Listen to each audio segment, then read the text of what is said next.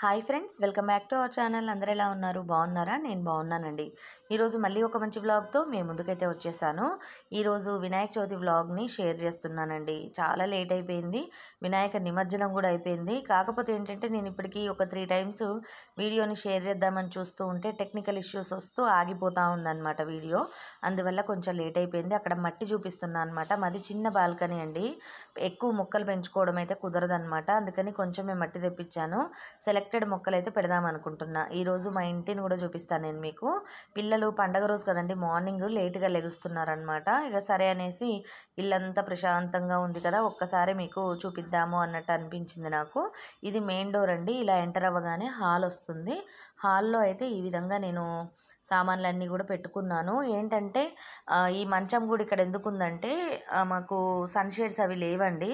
అందువల్ల ఏంటంటే ఒక బెడ్రూమ్ని స్టోర్ రూమ్ లాగా మార్చేసాను అనమాట. ఇంకొక బెడ్రూమ్లోనేమో పెద్ద మంచం ఉంటుంది కదా, కింగ్ సైజ్ది. అందుకని ఈ మంచం అయితే ఇక్కడే పెట్టాల్సి వచ్చింది, ఈ బెడ్ అయితే. ఇక ఇక్కడ బ్యాగ్స్ అవి పెట్టాను కదా, ఆ స్టాండ్ వచ్చేసి నేనే తయారు చేశానండి, నేను మా బాబు కలిసి. బుక్స్ అవి పెట్టుకోవడానికి బాగుంటుంది, అలానే కొంచెం హైట్ ఉంటుంది కాబట్టి వ్యాక్యూమ్ కూడా చేసుకోవచ్చని. ఇదేనండి ఆ బెడ్రూము. దీన్ని కూడా కొంచెం సర్దాలి టైం చూసుకొని. విజయవాడలో ఎంత ఎండలు ఉన్నాయోనండి బాబోయ్. మొన్నటిదాకా వానలు, ఇప్పుడైతే ఎండలు. అసలు చెమటలు బట్టి అసలు ఉబ్బదీస్తూ ఉందన్నమాట. ఎండాకాలంలో కంటే కూడా ఎక్కువగా ఉంది. ఇది వచ్చేసి ఆ బెడ్రూమ్ చూపించాను కదా, ఇది హాల్, అదే డైనింగ్ ఏరియా అండి. డైనింగ్ ఏరియాకి ఏంటంటే ఫ్రిడ్జ్ పెట్టినాక కొంచెమే ప్లేస్ ఉంది. అందువల్ల అక్కడ నేను కొన్ని ఐటమ్సే పెట్టాను అనమాట. డైనింగ్ టేబుల్ పెట్టామనుకోండి ప్లేస్ అస్సలు ఉండదు. అందుకని డైనింగ్ టేబుల్ని హాల్లోకి పెట్టుకున్నాము. హాల్లో ఉండడం వల్ల ఏంటంటే టీవీ చూస్తూ కూడా పిల్లలు అన్నం తినేటప్పుడైనా, ఈవినింగ్ మేము కూర్చున్నప్పుడైనా ఈజీగా ఉంటుంది అని అన్నట్టుగా డైనింగ్ టేబుల్ని అయితే హాల్లోకి పెట్టుకున్నాను. ఇక్కడ చూసారు కదా, మందిరం పెట్టాను, ఓవెన్ పెట్టాను. తర్వాత ఇది బెడ్రూమ్ అండి, ఇంకొకటి. పిల్లలు పడుకొని ఉన్నారు. అందుకని నెక్స్ట్ టైం వీడియోస్లో నేను మా బెడ్రూమ్ అంటే మొత్తం కంప్లీట్గా హౌస్ టూర్ అయితే చేస్తాను. ఇదైతే క్రాకరీ యూనిట్ అండి, ఇది డైనింగ్ ఏరియాలో వచ్చింది. ఇదే అటుపక్కకేమో షోకేస్ లాగా ఇచ్చారనమాట హాల్లోకి. ఈ విధంగా ఉంటుందండి. మాది కొంచెం ఓల్డ్ బిల్డింగు, కాకపోతే పిల్లలకి కొంచెం దగ్గరగా ఉంటుంది, రోడ్ సైడ్ ఉంటుంది అన్నట్టుగా ఇందులోకి షిఫ్ట్ అయ్యాము. మేము ఖమ్మం నుంచి వచ్చేటప్పుడు అక్కడ నుంచి ఇక్కడ ఇల్లు వెతుక్కోవడం కష్టం కదండి, అందుకని ఇక్కడికి వచ్చాక వెతుక్కుందాం అనుకున్నాం. చివరికి ఇక ఫైనల్గా ఇందులోనే సెటిల్ అయిపోయామన్నమాట. ఇక మళ్ళీ మళ్ళీ మారడం అంటే కొంచెం కష్టం కదా, అందుకని. ఇక ఈ వినాయక చవితికి ఒక 2 డేస్ ముందైతే నేను రైతు బజార్ వెళ్ళానండి. వెళ్ళే దారిలోనే విశాల్ మెగా మార్ట్ ఉంటుంది. సరే ఏమన్నా కొత్త స్టాక్ వచ్చిందేమో చూద్దాము అన్నట్టుగా వెళ్ళానమాట. ఇంకా వెళ్ళగానే నేను ఫస్ట్ అయితే ఇక్కడికే వెళ్తాను, ఈ కిచెన్కి సంబంధించినవన్నీ ఉంటాయి కదా, ఈ సెక్షన్కే వెళ్తాను. ఇవైతే కొత్తగా కనిపించాయండి బౌల్స్. 6 బౌల్స్ అనమాట. ఇవి సిరామిక్ వండి, ప్లాస్టిక్వి కాదు. 6 స్పూన్స్ కూడా వచ్చాయి. 299 రూపీస్ అండి ఆ సెట్. ఇదైతే ట్రేస్, ఇవి కూడా సిరామిక్వే. ఇది కొంచెం కాస్ట్ ఎక్కువ ఉంది, 499 అనుకుంటా. ఈ బౌల్స్ కూడా 299 రూపీస్ అండి. ఇవి కూడా చాలా బాగున్నాయి. మనము డైనింగ్ టేబుల్ మీద పెట్టుకోవడానికి కానీ, ఫ్రిడ్జ్లో పెట్టుకోవడానికి కానీ చాలా బాగుంటాయి. కలర్స్ కూడా ఎంత బాగున్నాయో. చిన్న చిన్న కటోరీస్ లాగా ఉంటాయండి. 299 రూపీస్ అంటే నాకు చాలా వర్త్ అనిపించింది. అలానే ఇక్కడ కప్స్ కానీ, పిల్లలకు సంబంధించిన బట్టలు కానీ అన్నీ కూడా తక్కువలో ఉంటాయండి. ఎవరన్నా కావాలనుకుంటే వెళ్ళండి, ఒకసారి విజిట్ చేయండి. ఒక్కొక్కసారి మంచి కలెక్షన్ దొరుకుతుందండి, ఒక్కొక్కసారి వెళ్ళినా కూడా వేస్ట్ అనిపిస్తుంది. జస్ట్ విండో షాపింగ్ చేసుకొని వచ్చేయడమే. ఇంకా నేను రైతు బజార్ వెళ్ళానని చెప్పాను కదా, 2 డేస్ ముందే వెళ్ళాను కదండి, అందువల్ల కొంచెం పూలు అవన్నీ కూడా ఫ్రెష్గా కనిపించాయి. సరే తెచ్చుకొని ఫ్రిడ్జ్లో పెట్టుకోవచ్చు కదా అని చూశాను. ఇక్కడ చూసారా, ఇన్ని కలర్స్ తీసుకున్నాను. మొత్తం 4 కలర్స్ తీసుకున్నానండి. చామంతి పూలు, బంతి పూలు కానీ అలాంటివి ఏమీ తీసుకోలేదు. ఎందుకంటే ఇంట్లో ఈసారి నేను ఒకదాన్నే ఉన్నానండి. ఈ పూజ పనులు, ప్రసాదాల పనులు, ఈ డెకరేషన్ పనులు ఇవన్నీ చేయాలంటే కొంచెం కష్టం కదా నాకు ఒక్కదానికి. అంటే ఇక బాబు ఉన్నాడు కానీ కొన్నిట్లో హెల్ప్ చేయగలుగుతాడు, కొన్ని వాళ్ళకి చేత కాదు కదండి. అందుకని ఇంకా అందులో నాకు వీడియో షూట్ చేస్తూ ఇవన్నీ చేస్తూ ఉంటాడు మా బాబు. అందుకని ఇక నేను ఆ పనులన్నీ పెట్టుకోదలుచుకోలేదు, ఆర్టిఫిషియల్గా పెట్టానమాట. దేవుడి కోసం మాత్రం చామంతి పూలు తెచ్చుకున్నాను. పూలు అయితే ఎంత రేట్లు ఉన్నాయోనండి బాబోయ్. అందులోనూ కూరగాయలు కూడా ఈ ఫ్లడ్స్ వల్ల ఏంటంటే వర్షాలు పడ్డాయి కదండి వినాయక చవితి టైంలో, ఇక ఎక్కువ కూరగాయలు కూడా రాలేదు. అలానే ఇక్కడ అంటే పాలవెల్లికి కట్టాలి కదా, అలా కొన్ని కాయలు ఇలాంటివన్నీ కూడా తీసుకున్నాను రేపు పాలవెల్లికి కట్టుకోవడానికి. అలానే ఇక్కడ నాటు పుదీనాను కొన్ని కొన్ని కూరగాయలు మాత్రమే తెచ్చుకున్నా అండి, ఎందుకంటే ఎక్కువగా కూరగాయలు అయితే రావట్లేవు అనమాట. అందుకని ఈ నాటు పుదీనాలో కాడలు ఉంటాయి కదండి, కొన్ని వేర్లు వచ్చి ఉంటాయి. అవి కూడా మట్టిలో పెట్టాలనుకుంటున్నా ఈసారి. కోకోపిట్ తెచ్చుకోవాలి. తెచ్చుకుంటే కొన్ని కూరగాయ మొక్కలు, ఆకుకూర మొక్కలు వేసుకుందాం అనుకుంటున్నా. అంటే పుదీనా కానీ ఇలాంటివి కొన్ని ఉంటాయి కదండి, పాలకూర కొంచెం అట్లా వేద్దామనైతే అనుకుంటున్నా. ఇక టమాటాలు, పచ్చిమిర్చి ఇవైతే మనకి ఏమున్నా ఏం లేకున్నా ఎంత రేటు ఉన్నా కూడా పచ్చిమిరపకాయలు, టమాటాలు అయితే తీసుకోవాల్సిందే కదా, అవి తీసుకున్నాను. అలానే మేము బోడకాకరకాయలు తెచ్చామండి. మేమైతే బోడకాకరకాయలు అంటాము, మరి చాలామంది వాటిని ఆకాకరకాయలు అని కూడా అంటారు కదా. మేమైతే అంతే బోడకాకరకాయలని అంటాం అనమాట. విశాల్ మెగా మార్ట్లో ఇవి తీసుకున్నానండి నేను. సాసర్స్ అను డోర్ మ్యాట్స్ తీసుకున్నాను. ఇవైతేనేమో హాట్ మ్యాట్స్ అండి. వీటితో ఒక డిఐవై చేద్దామని అయితే తీసుకొచ్చాను. ఇందాక సాసర్స్ చూసారు కదా, ఆ సాసర్స్ ఏంటంటే సెట్స్ వస్తాయి కదండి, కప్ అండ్ సాసర్ సెట్స్. వాటిలో 1-2 బ్రేక్ అయినాయి అనుకోండి, వాళ్ళు ఏం చేస్తారంటే అన్నీ ఓపెన్ చేసేసి సింగిల్గా రేట్ పెట్టేసి పెడతారనమాట. అప్పుడు తక్కువ కాస్ట్కి వస్తాయి. అవి ఒక్కొక్కటి 30 రూపీస్ పడింది సాసర్ అయితే. ఇవైతే 120 రూపీస్, 110 రూపీస్ పడినాయండి 3 హాట్ మ్యాట్స్.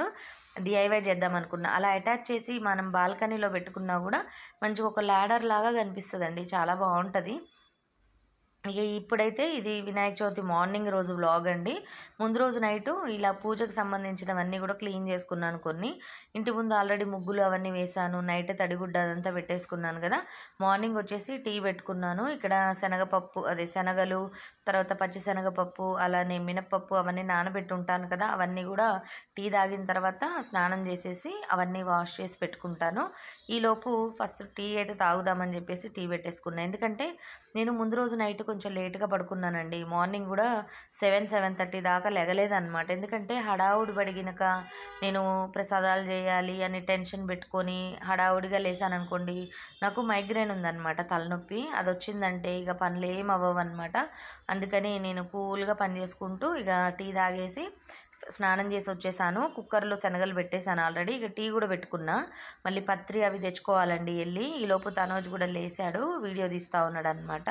ఇక తనకి తెలియదండి పత్రి అవన్నీ తేవడం కూడా. సరే నేను కూడా వెళ్దామని కొన్ని పనులు అయితే చేసేసుకొని వెళ్తున్నా. ఎందుకంటే బయట నుంచి వచ్చి మళ్ళీ అన్ని పనులు చేయాలంటే కొంచెం కష్టం కదండి. ఇక్కడైతే కొంచెం బియ్యమను కొంచెం పెసరపప్పు నానబెట్టి ఉంచాను అనమాట పరవన్నం వండడానికి. అలానే ఇక్కడ గారెపిండి కూడా పడుతున్నాను. ఇదేంటంటే గ్రైండర్కి వేద్దాం అనుకున్నా, కానీ డిలే అవుతుంది, లేట్ అయిపోతుంది అన్నట్టుగా ఇక మిక్సీలోనే వేస్తున్నా. చూసారు కదా, జీలకర్ర, సాల్ట్ కూడా వేసేసుకున్నా అంతే.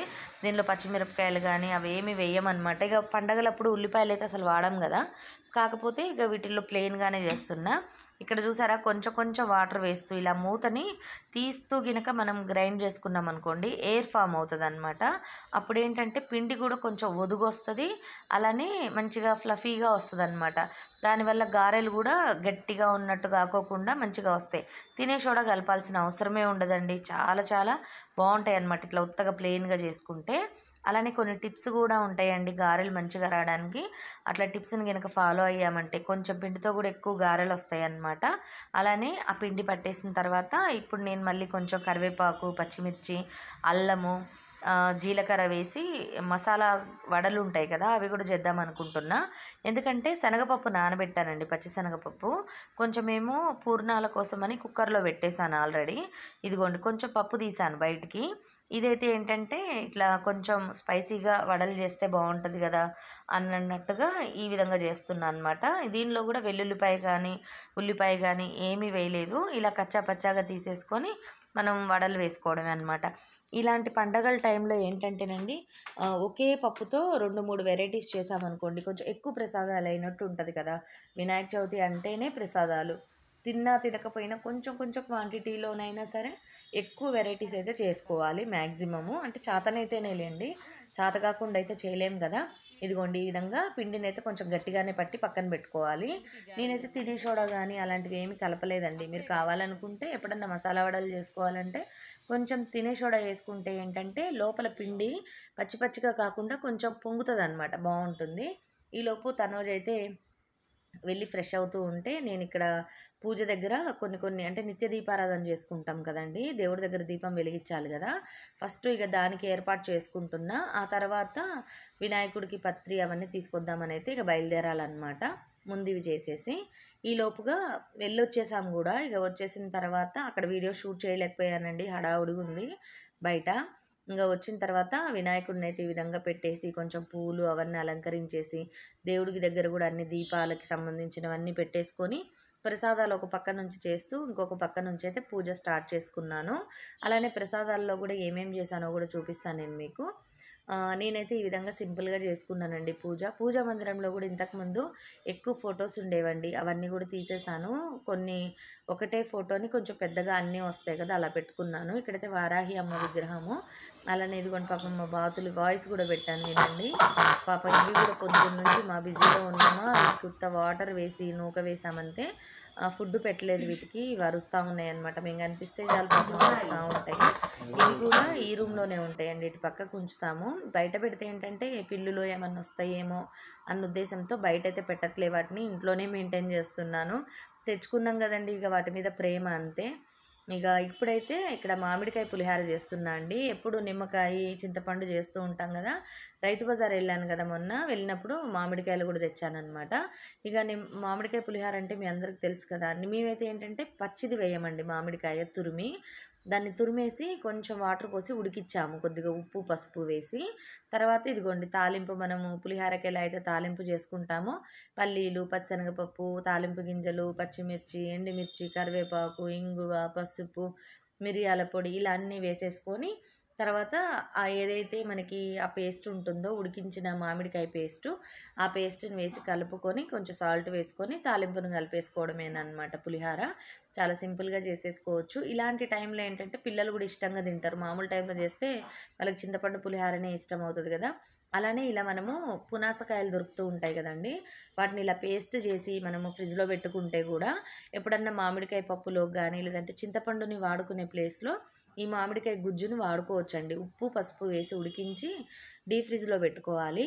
ఎప్పుడంటే అప్పుడు మనం 1-2 క్యూబ్స్ తీసి వాడుకోవచ్చు అనమాట. లేదు అంటే ఇప్పుడు ప్రతి సీజన్లో, ఈ సీజన్లో కూడా దొరుకుతూనే ఉన్నాయి కదండి, చక్కగా వాడుకోవచ్చు. కాకపోతే కొన్ని చోట్ల ఒక్కొక్కసారి సరిగ్గా దొరకట్లేవు అనమాట, అలాంటప్పుడు యూజ్ అవుతాయి. అలానే ఇప్పుడు నేను ఇందాక అన్నము నానబెట్టాను కదండి పరవన్నం కోసము, అలానే ఇదైతే పూర్ణం కోసం అనమాట. పచ్చిశనగపప్పుని ఉడకబెట్టి మెదిపాను, దీనిలోకి కొంచెం బెల్లం వేయాలి కదా. బెల్లం వేద్దామంటే కొంచెం మట్టి ఉంటుందేమో అనిపించింది, అందుకని బెల్లం అంతా కట్ చేసి కొద్దిగా వాటర్ పోసి కొంచెం వేడి చేశాను. ఆ తర్వాత ఈ విధంగా వడకట్టుకున్నాను అనమాట. కొంచెం పరవన్నంలోకి, కొంచెము ఈ పూర్ణాల దాంట్లోకి వాడుకోవచ్చు కదా అని చెప్పేసి. ఎందుకంటే మొన్న లాస్ట్ టైం నేను పరవన్నం వండానులేండి, వండినప్పుడు ఏంటంటే కొంచెము అది మట్టి మట్టిగా అనిపించింది నాకు. అందుకని ఈసారి కొంచెం కేర్ఫుల్గా ఉందాము, పండగ కదా, మళ్ళీ ప్రసాదాలు దేవుడికి పెట్టాలి అన్నట్టుగా ఇక జాగ్రత్తగా అయితే ఇదిగోండి ఈ విధంగా ఏదైతే బెల్లం కొంచెము లిక్విడ్ ఉందో అది సిరప్ని కూడా ఇందులో పోసాను. ఇప్పుడైతే ఇందులో కొంచెము సాల్ట్, కొద్దిగా ఇలాచీ పొడి, అంటే కొంచెమే సాల్ట్ వేసుకోవాలి 1 పించు. తర్వాత ఇలాచీ పొడి వేసుకుంటే కొంచెం దగ్గరికి అయింది అనుకోండి, మధ్యలో కొద్దిగా నెయ్యి వేసేసుకుంటే పూర్ణానికి సంబంధించి సరిపోతుంది. అంటే మనకి ఉండ్రాళ్ళకి కానీ లేదంటే పూర్ణం బూరెలకు కానీ వాడుకోవచ్చు అనమాట. ఇట్లా ఒక్కదాన్నే 2 విధాలుగా వాడుకొని వెరైటీస్ చేసుకోవడమేనండి, మీ అందరికీ తెలిసే ఉంటుంది. కాకపోతే నేను చేశాను కదండి, కొంచెం లేట్ అయిపోయింది నా వీడియో. ఒక మెమరీ లాగా ఉంటుంది కదా అన్న ఉద్దేశంతో అయితే వీడియోని షేర్ చేస్తున్నా. ఇదిగోండి ఈ విధంగా మొత్తం అంతా దగ్గరగా అనేసాను. అసలు నేనైతే ఈ టైంలో ఇత్తడి పాత్రలు తీద్దాం అనుకున్నాను, కాకపోతే ఏంటంటే నేను హడావుడిగా ఉన్నానండి. అందువల్ల ఇక ఇంట్లో ఉన్న వాటితోనే ముందు చేసేసుకోవాలి, పండగ లేట్ అయిపోతుంది అన్న ఉద్దేశంతో అయితే స్టార్ట్ చేసేసాను అనమాట. అట్లనే ఇదిగోండి గారెపిండి ఇందాక నేను చెప్పాను కదా, కొంతమంది అయితే ఏంటంటే మిక్సీ పట్టుకున్నాక ఫ్రిడ్జ్లో పెట్టేసుకుంటారు. ముందు రోజు నైటే పట్టి ఫ్రిడ్జ్లో పెడితే మార్నింగ్కి ఇలా కొంచెం ఎయిర్ ఫామ్ అయినట్టు అవుతుంది. నేనేంటంటే అప్పటికప్పుడే పట్టేశాను అనమాట. పట్టేసిన తర్వాత దాంట్లో కొంచెము అన్నీ సాల్ట్ జీలకర్ర వేసాం కదా, ఇంకా దానిలోనే కొంచెం బాగా అలా మనము చేతితో బీట్ చేసామనుకోండి కొంచెం పొంగినట్టు అవుతుంది అనమాట పిండి, అంటే ఎయిర్ ఫామ్ అవుతుంది, అప్పుడు మనకి ఈజీగా వస్తాయి. నేనేంటంటే ఇక్కడ పూర్ణాలు చేయలేదు, పిండి నానబెట్టలేదండి. నాకు సడన్గా గుర్తొచ్చింది పూర్ణాలకి మనం ఏమి నానబెట్టలేదు కదా అనేసి, ఇక గారెపిండిలో నేను ఏం కలపలేదు కదా, ప్లెయిన్గానే ఉంది కదా అని చెప్పేసి ఇంకా దాంట్లోనే కొంచెం పూర్ణం వేసి చేశానండి. అసలు ఎంత బాగున్నాయో, మనకి గారెపిండితో పూర్ణాలు చేసుకుంటే చాలా బాగున్నాయి. నేను నెక్స్ట్ డే కొంచెం మిగిలితే పూర్ణం తీసి ఫ్రిడ్జ్లో పెట్టాను. తెల్లారి నేను దోసపిండి పట్టానండి, నార్మల్గా మనం ఇంట్లోకి పట్టుకుంటాం కదా, అలా దోసపిండి బట్టి నేను వేసాననమాట. వేస్తే ఏంటంటే అసలు అవి అయితే మొత్తం పగిలిపోయి నూనె అంతా కూడా ఖరాబ్ అయిపోయిందనమాట. అంతా పూర్ణం అంతా బయటకు వచ్చేసింది. అస్సలు కుదరలా. అనుకున్న పండగ రోజు మాత్రం తెలివిగా అలా చేయబట్టి ప్రసాదాలు అయినాయి అనిపించింది. ఒక 5 పూర్ణాలు దేవుడి కోసం పక్కన పెట్టాను. అలానే గారెలు కూడా ఇదిగోండి, మినపగారెలు చూసారా చక్కగా పొంగి డోనట్స్ లాగా ఉంటాయి అన్నమాట. మంచిగా లావుగా చక్కగా వస్తాయి. దేవుడి దగ్గర ఇలా పెడితే అందంగా ఉంటాయి కదా. నార్మల్గా నేనైతే ఒక్కటే పెద్దది వేస్తానండి వాడ. ఈసారి వేయలేదన్నమాట. ఇక అంతా హడావుడి హడావుడి అయిపోయింది. ఒక్కళ్ళ మీద చేయాలంటే ఇంత పని కొంచెం కష్టం కదండి. ఎవరన్నా పక్కన మనకి హెల్ప్ చేసే వాళ్ళు ఉంటే అలంకరించడానికి కానీ, పూజ దగ్గర ఒకళ్ళు కానీ, ప్రసాదాల దగ్గర కానీ అట్లా ఉంటే బాగుండేదని అనిపించింది. ఇప్పుడైతే ఇదిగోండి మసాలా వడలు కూడా వేసేస్తున్నా. ఇక ఫైనల్గా పూజ అయితే స్టార్ట్ చేసేసుకున్నాను.